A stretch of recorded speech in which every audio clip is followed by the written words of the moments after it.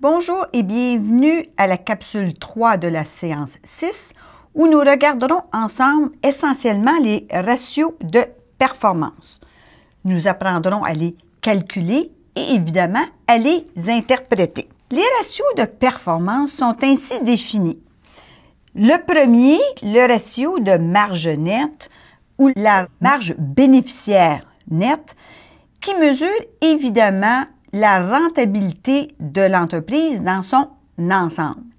Il s'agit de diviser résultat net par le chiffre d'affaires. Nous pouvons également, comme deuxième ratio, regarder le ratio de marge brute, c'est-à-dire la marge brute divisée par le chiffre d'affaires, la marge brute représentant les activités d'acquisition de stock pour une entreprise commerciale et les activités de fabrication pour une entreprise industrielle. Si nous prenons le premier ratio et que nous regardons la performance de New Look, on se souviendra que New Look a un résultat net de 6 045 $ et que New Look a un chiffre d'affaires de 80 000 $. On peut donc dire que New Look a réussi à générer un profit de 6 045 $ sur des ventes de 80 190. Donc, réalise un pourcentage de bénéfice net de 7,54 %. Est-ce que cette performance est bonne ou pas? Nous devons, dans un premier temps, évidemment, comparer avec la performance de New Look pour l'exercice précédent. En enlevant les éléments inhabituels, nous arrivons l'année dernière à une performance pour New Look de 2,72 %. Ce qui veut donc dire que cette année, New Look a amélioré sa performance financière, son efficacité. Si nous comparons évidemment à notre concurrent américain qui est en situation de perte, nous nous apercevons que Coastal Contact Inc. a une performance négative de 2,67. Qu'en est-il dans le domaine du détail? Yahoo Finance nous dit que 3 % est la marge de bénéfice net pour l'ensemble de l'industrie du détail. Et si nous comparons uniquement avec le service, 5,54. Évidemment, dans le cas de New Look, on n'est pas vraiment service, nous vendons des biens, des lunettes. Donc, nous pouvons plus nous comparer avec une performance de 3 %. Conclusion, dans le domaine de la lunette, mais plus spécifiquement chez New Look, une performance de 7,54 est quand même très bonne. Maintenant, le deuxième ratio que je vous ai mentionné à l'acétate précédente est le ratio de la marge brute, c'est-à-dire un ratio qui tente de mesurer l'efficacité de la section achat ou fabrication d'une entreprise. Vous vous souvenez que New Look achète des lentilles, achète des montures et fait de l'assemblage de lunettes. Lorsque nous regardons l'état du bénéfice net ou l'état du résultat de New Look, nous retrouvons vente moins matériaux utilisés, net des variations de stock, rémunération du personnel, autres frais d'exploitation. Mais nous n'avons pas dans les états financiers de New Look le poste coût des ventes. New Look a le droit de présenter ses états financiers de cette façon. Les normes comptables le permettent. Et la raison pour laquelle New Look a décidé de présenter son état des résultats de cette façon est que les coûts d'assemblage des lunettes ne représentent pas une information à ce point importante pour les utilisateurs externes. Évidemment, pour vous illustrer le calcul exact de la marge brute, c'est un peu difficile en utilisant les chiffres de New Look. Donc, nous ferons une hypothèse que matériaux utilisés, donc matériaux, représente la même chose que coût des ventes. En faisant cette hypothèse, nous pouvons faire un petit calcul qui serait le suivant. Chiffre d'affaires de New Look, 80 190, moins coût des ventes, en répétant l'hypothèse que coût des ventes correspond uniquement à l'utilisation des matériaux de 17 895, nous obtiendrions une marge brute ou un résultat brut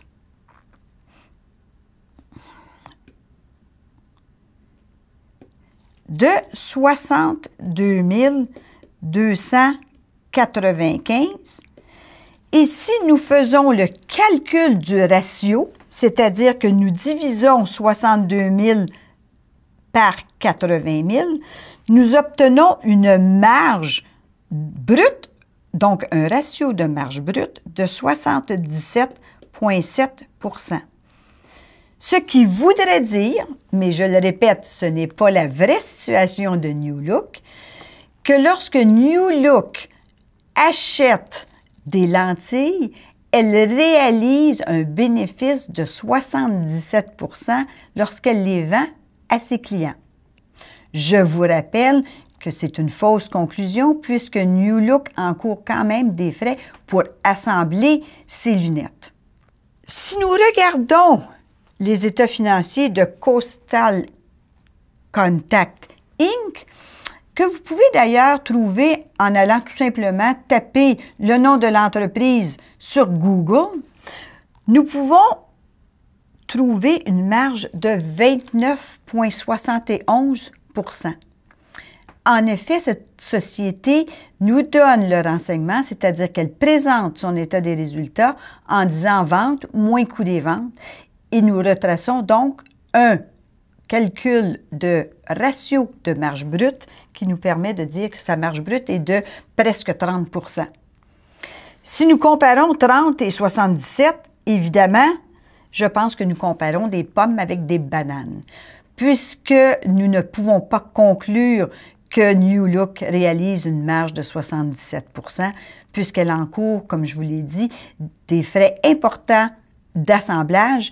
D'ailleurs, vous avez visité New Look, vous avez vu ces installations, vous pouvez vous imaginer qu'il y a des coûts associés à ça.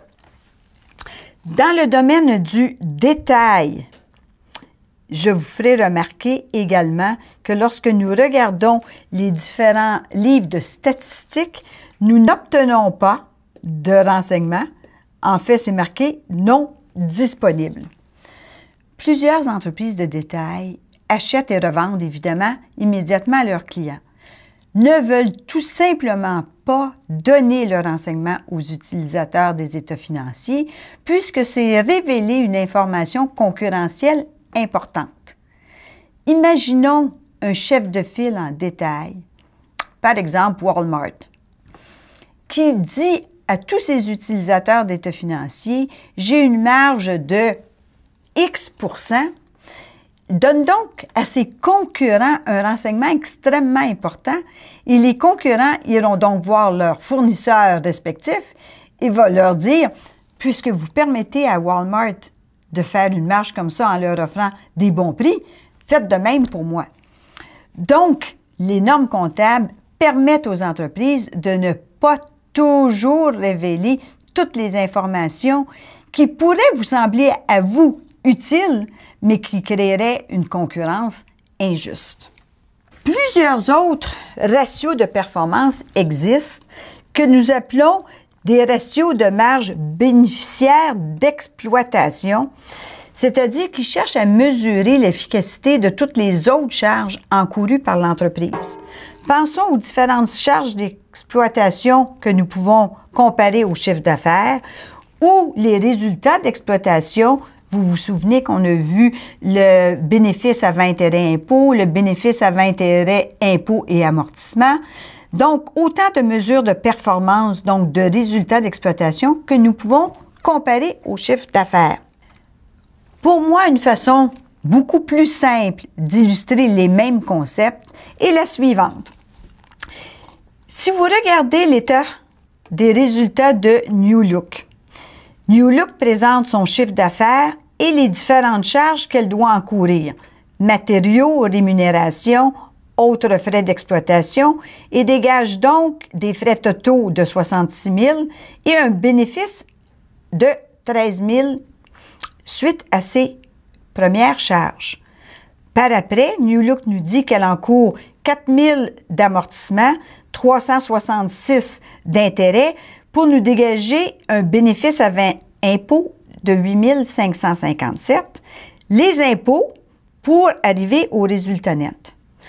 Nous pouvons prendre tous ces chiffres et les exprimer toujours en fonction du chiffre d'affaires.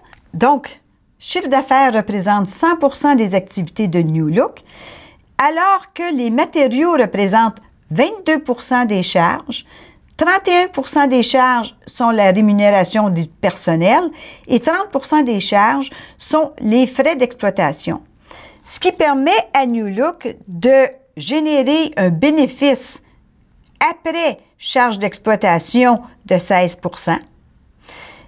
New Look a également 5% de charges qui sont représentées par l'amortissement, 0,45 qui sont les charges relatives à l'intérêt, qui nous donne un bénéfice avant impôt de 10%. Les impôts représentent 3%, ce qui nous permet de dégager notre marge bénéficiaire que nous avons antérieurement calculée de 7,54%. Donc, ici, nous avons illustré le ratio de charges d'exploitation exprimé en fonction du chiffre d'affaires. Nous aurions pu le faire en entier en disant que les charges d'exploitation au total représentent 83% du chiffre d'affaires, ou nous pouvons l'exprimer en ces trois composantes, soit 22% des matériaux, 31% de salaire et 30% d'autres. Il s'agit donc ici d'un exemple parfait de l'illustration de ces ratios de performance vus à l'acétate antérieure. Enfin, le dernier ratio de performance est ce qu'on appelle le résultat net par action ou encore le bénéfice par action. Il s'agit d'un ratio qui mesure la productivité, mais pour chaque action détenue par un actionnaire. Il s'agit donc de comparer le résultat net par le nombre d'actions émises par l'entreprise. Bonne nouvelle, c'est un ratio que nous ne calculerons pas. Pourquoi?